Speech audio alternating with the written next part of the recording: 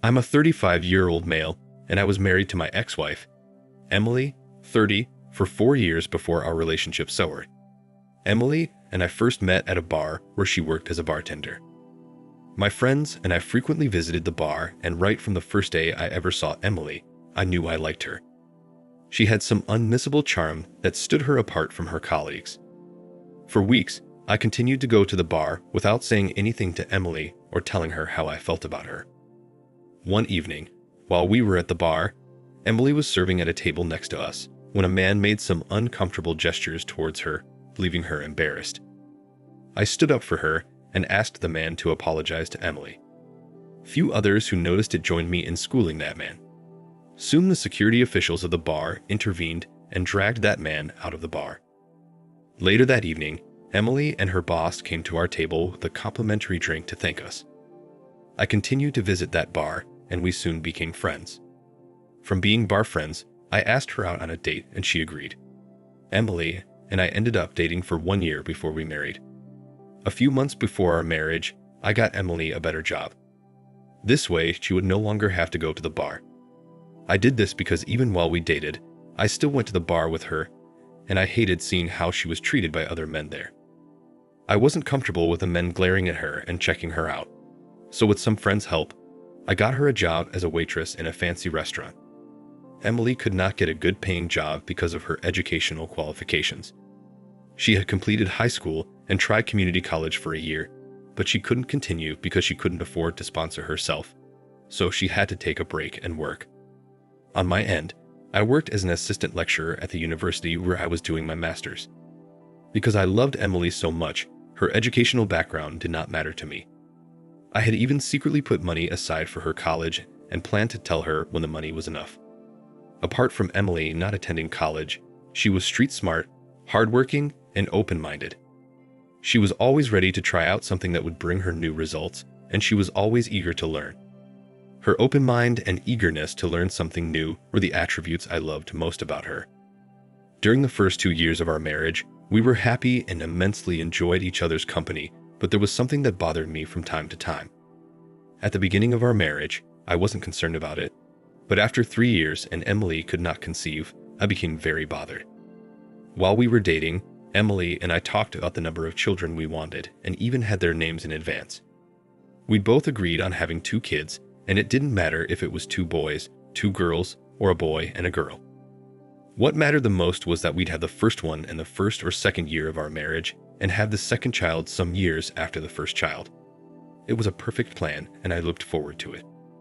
I wanted a situation where my first child would be at least 14 years old when I turned 50 and the second child would either be 10 or 8. But I was worried when the first 2 years of our marriage passed, and we were slowly progressing to the end of the 3rd year without Emily conceiving. She knew I loved children and was aligned with the plan, but sometimes she gave me mixed signals about having a baby. We ran a series of tests, took medication, and did fertility tests. All the tests confirmed that we were both fine, but I still didn't understand why she could not conceive. I couldn't even trust the test results from only one hospital, so we did the test at different hospitals and the results were all the same. When we eventually clocked 3 years together and didn't have a child, this began weighing me down. I had been disappointed so many times in other areas of my life, and I didn't think I'd also be disappointed in the area of having children. By the 3rd year of our marriage, the bond between Emily and I was slowly fading. We no longer spent time together like we used to, and many things changed between us. Those times, we couldn't even have a long conversation without me mentioning the things we would do together once we had a child. And this was a big turn off for Emily. She started complaining that I was more concerned about the future than living in the present. Shortly after we celebrated our 3rd anniversary, I realized how distant we had become. I promised Emily that we would return to the couple we used to be, and I would no longer worry about children. I didn't want to miss the opportunity of growing with Emily. She was happy and explained that God gives children, and whenever our time comes, He would bless us with children. I knew she was right. As Christians, we both believed that God was the one who gave all the good things to men, including the children, and whenever it was time, He would bless us with kids. I also repeatedly told myself that not having kids did not mean Emily and I were not complete. And with this new consciousness and mentality, I stopped worrying about kids. I started looking for new ways to spice up my marriage and enjoy a life with Emily. It didn't matter to me anymore if we had kids in the future or we didn't. I even nursed the idea of adopting a child later if Emily could not conceive. Meanwhile, by the 3rd year of our marriage, Emily was already in college for a 4-year program. She was in her 1st year, and I was sponsoring her with the money I had put aside. She was doing well, and I was glad she could finally go to college like she had always wanted. As time passed, our marriage slowly returned to how it used to be. The only difference was that Emily and I were not as close as we used to be because we were both very busy. If she wasn't studying late at night, she'd come home late from work, and I was equally busy. Now, I knew a time would come when we'd be busy, and I didn't make a fuss about it. I tried my best to be a supportive husband. If I returned home early, I would make dinner for us, take out the trash, clean the house, and do other things to relieve her stress. On weekends, I would let her rest, and I'd clean the house, shop for groceries, or do the laundry and cook. Then in the evenings, we'd go out to have fun or drive around the city. A few months after I stopped talking about kids or mentioning them in our conversations, I noticed that Emily still went to appointments with her gynecologist. She visited him at least once a week, which was even more than she did before. I wanted to ask her about it, but I knew why she was visiting her gynecologist, and it would be stupid and insensitive of me to ask her, so I didn't ask. I believed that she wanted to do things at her own pace, and if she was still visiting her gynecologist, there was nothing wrong with that. In fact, I was impressed that she didn't stop seeing him just because we stopped talking about kids, so this enhanced our intimacy. In our early days of marriage, we used to do it 2 or 3 times a week, but after our repeated attempts of conceiving failed, we would go a whole week without doing it. But after Emily became more serious with her gynecologist, she'd make us do it at least once or twice a week, and they were mainly on the days she returned from her appointments. Whenever she did this, I was always happy because I believed her gynecologist advised her to come to me, or maybe there was something she was trying to test out. For once, I never questioned her, and I was available for her whenever she wanted it. Aside from me thinking that Emily wanted to have babies, the increase in her intimacy helped bond us more, and our relationship improved. For months, things continued like this. Also, the more we got intimate, the more my hopes for having a child increased. Although I never mentioned it to her, I was hoping one day she would come with excitement and tell me she was pregnant, but that never happened. I'm also glad it never happened. If I had not discovered the truth just at the right time, I would be raising another man's child now. Throughout the months she had been visiting her gynecologist, I never knew she was cheating on me and having an affair with the same gynecologist I respected. He was in his late 40s, and I was even thinking of paying him a visit to thank him for consistently standing by Emily. He was referred by one of her aunts who could not conceive for years, and with a gynecologist's help, she finally conceived and bore a child. 2 weeks ago, I discovered something fishy. I was in the bedroom, struggling to sleep that evening. That day I was so exhausted from work all day, I couldn't even make dinner or do what I usually did. I went straight to our bedroom, took off my clothes and shoes, and jumped in bed. Before Emily returned home, I had fallen asleep, but the sound of her car as she drove into the driveway woke me up. I was utterly awake because I'm a very light sleeper, but my eyes were still shut when Emily entered the room. I'm guessing she thought I was asleep, so she continued muttering on her call. And while hanging up, she said, "I love you. See you tomorrow after work." I froze in bed and wondered who she was talking to. I knew it wasn't any of her siblings or parents because Emily did not express her emotions like that. I remained in bed while she went to make some dinner, and approximately 35 minutes later, I came out of the room and pretended as if I had just woken up. I knew Emily was smart, so I had to stay that long in the room so she wouldn't think or suspect I heard her conversation. I intended to wait for her to fall asleep and then access her phone to see who she was talking to. Honestly, I didn't care if she was talking to her best friend or another female. I wanted to be sure she was not cheating on me or doing anything behind my back. Later that night, after Emily slept and snored, I accessed her phone. The last number she called was her gynecologist. I did not want to believe it when I saw it, so I went through her text messages and WhatsApp chat. She was not a social media person, and aside from LinkedIn, she was building a professional brand. The only social media app she had was WhatsApp. As I went through her WhatsApp, I noticed she chatted more with her gynecologist than she chatted with me. In fact, we barely chatted at all. Our WhatsApp conversation was filled with different grocery lists. We used it to list the items we needed at home so either of us could stop and shop for them on our way back home. I went through their chat from the beginning to see the timeline of their relationship. I even went to the living room to reread the messages. I still cannot believe that Emily had been cheating on me for almost 7 months. I didn't even know what to do or say. I was so angry at Emily for ruining everything we had worked for. She wasn't even afraid I could stop her college sponsorship because of her infidelity. When I was done crying and washing my swollen red eyes, I took screenshots of their conversation from when they started dating and sent them to my phone. Then I cleared every trace that I touched her phone. I spent the rest of the night reading countless stories from the Reddit community who had encountered similar situations. The following morning, when she woke up, she asked me why my eyes were so swollen. I told her I was watching a very emotional movie all night and ended up crying. She just laughed at me and didn't say anything else. She didn't know I knew, and I didn't act like anything else was off. Even with all I had seen on her phone, I still wanted to see with my eyes that Emily was cheating on me with her gynecologist. So that evening, I left work early, drove to the fancy restaurant she worked at, and parked 2 houses away from the restaurant. I knew she didn't have classes that day because she told me before she left the house in the morning. Around 7 p.m., Emily finished her shift, and I watched as she got out of the restaurant and entered her car. She drove off immediately, and I tailed her to the hospital. I waited for her to park in the hospital's parking lot and go into the hospital. Once she was in, I parked too and waited for some minutes before I entered the hospital. It turned out that she had an appointment booked with her gynecologist. I had to tell the receptionist that I was Emily's husband. I lied that she had left her phone in the car, and I wanted to give it to her before leaving. It was the only intelligent and believable lie I could come up with, so the receptionist instructed me to the gynecologist's office, and in no time, I was on the floor.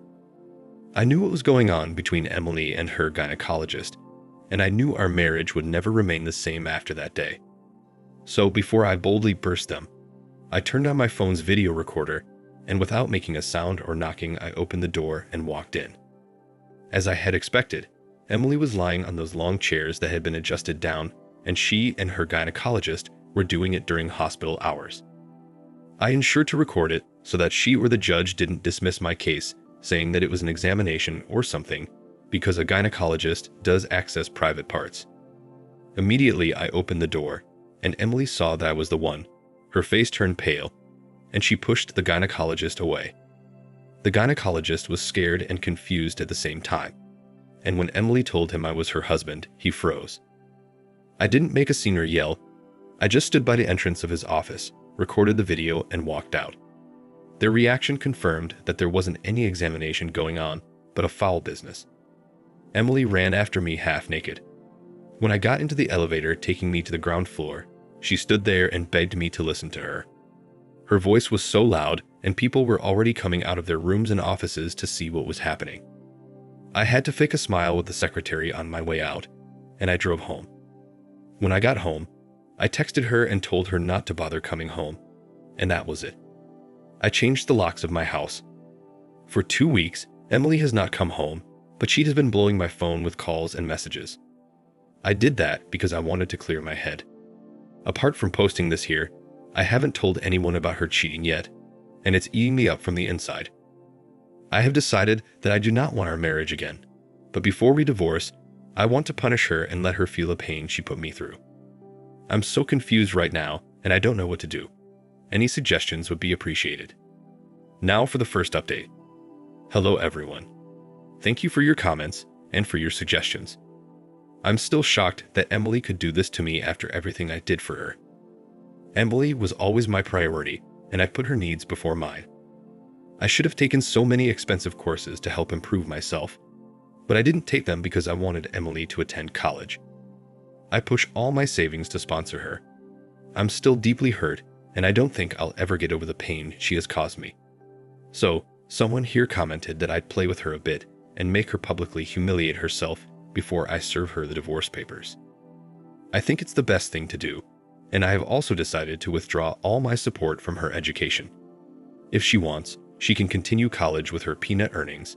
It's not my business anymore. 3 days ago, I took Emily's call after weeks of not talking to her. When I did, she started crying on the phone and pleaded with me to at least let her come home so that we could talk. I knew she would ask for this, so I told her to come over. She came over 15 minutes after we ended the call, and I let her in. I didn't want it to look like I was pretending, so I expressed my feelings and disappointment calmly, and she went to her knees and apologized to me. She said that she didn't know what came over her and that it would never happen again. She even promised to stop seeing any gynecologist alone if I gave her a second chance.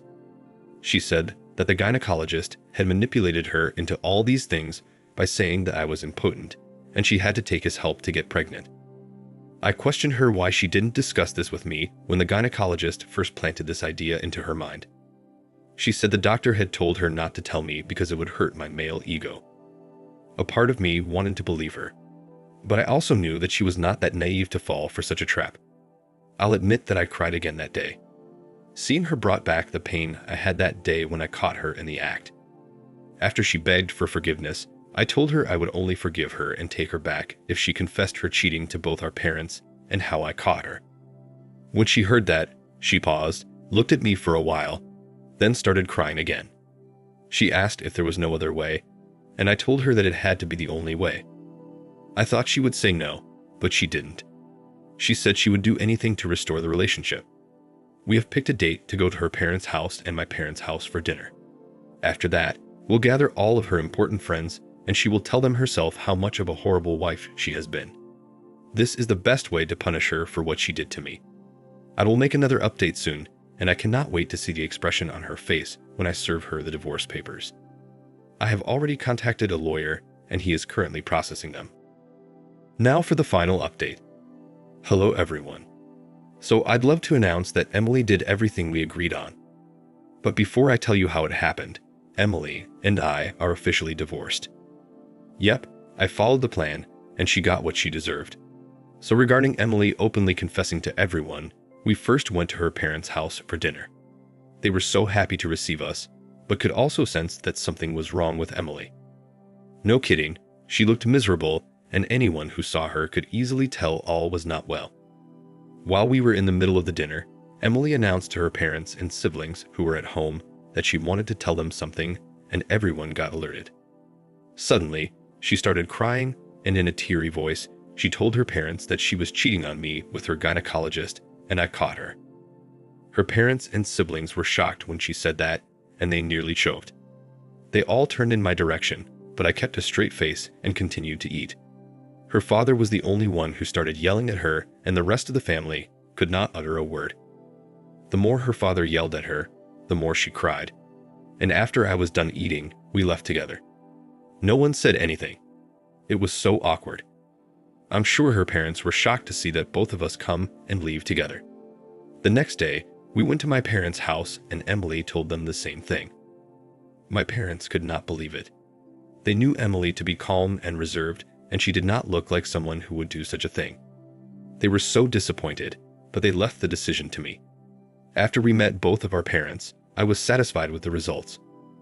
I knew her parents were disappointed in her. The looks on their faces and expressions said so. While returning from my parents' house, I dropped her at the motel where she was staying after I discovered her cheating. She expected me to take her home as she had done whatever she was told. I asked her to come home the next morning.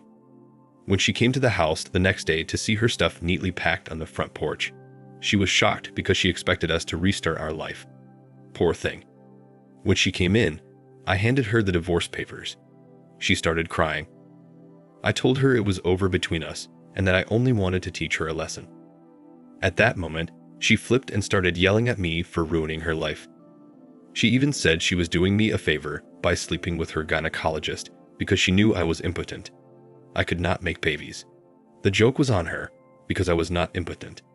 To spite her, I asked her why she had not conceived yet since she was so fertile, and that got to her. She was so pissed and she started throwing things at me. I angrily kicked her out of my house and we officially divorced a week later. I asked for the gynecologist that slept with Emily. I sent the screenshots and video I recorded to the hospital authority.